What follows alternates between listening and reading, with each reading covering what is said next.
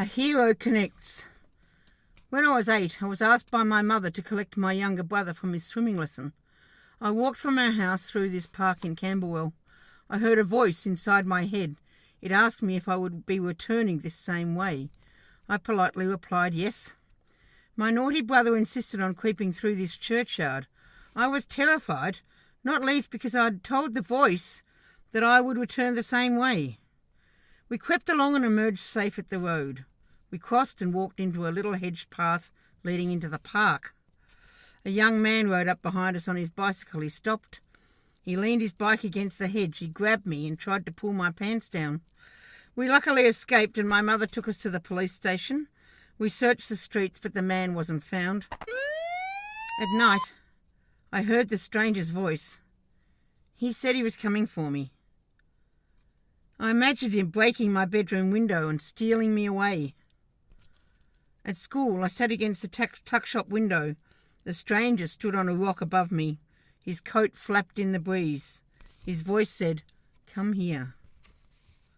Every week for 18 months, police officers came to my primary school.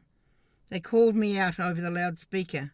They walked me to the police station where I peered at a lineup of local men through the barred cell window. About this same time, my Uncle Paul travelled to Malaysia. This photo shows Paul holding hands with his carer. Paul heard voices. He was sick, mad. He lived in an institution. He was treated with electric shocks and was forced to take strong medications.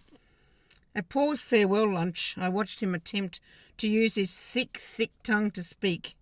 No words made sense. It was real medication madness. Would I become like Paul? I withdrew into myself. My childhood curiosity to connect with the world, with other people, shriveled and died. I became lonely and isolated.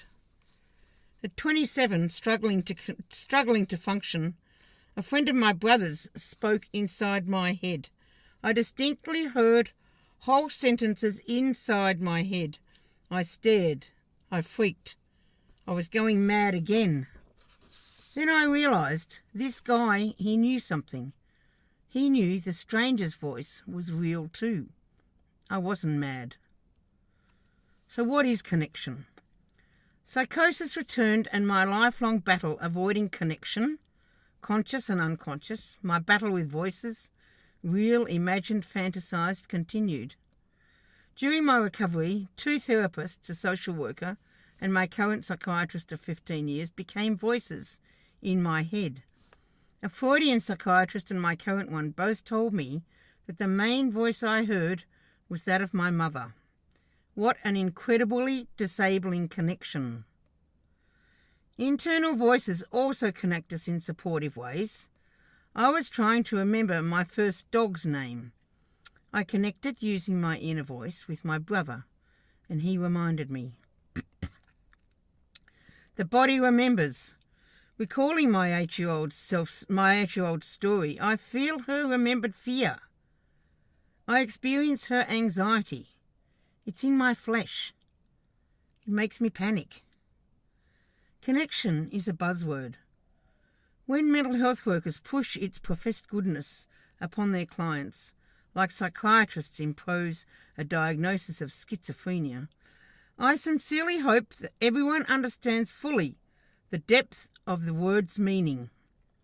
Connection can be supportive, but they can also be traumatic. Therapy has supported me to unravel unhealthy, conscious and unconscious connections. I have found that healthy connection does facilitate the hero's journey.